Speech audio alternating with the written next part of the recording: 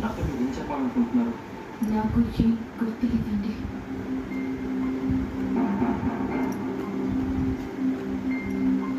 ఎందుకక్క ఇలా చేశావు? నీకోసం అమ్మ నాన్న వచ్చారు. ఎంత పని చేసావు మధు. మేము ఎలా సంతోషంగా ఉండగలుగుతాం? నీకు కష్టం వస్తే మాతో చెప్పుకోవాలి కానీ ఇలా చనిపోవాలనుకుంటావా? మాకు నువ్వు సీత రెండు కళ్ళు మధు.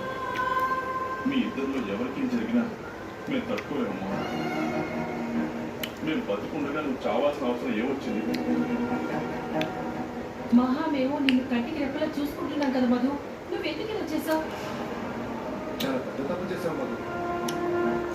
నీకు ఎంతో ఇంపార్టెన్స్ ఇస్తున్నా మా మహారాష్ట్ర వదిలికి దూరం అవ్వాలని ఎలా అనుకున్నావు? మేము రావడం ఆలస్యం అయి ఉంటే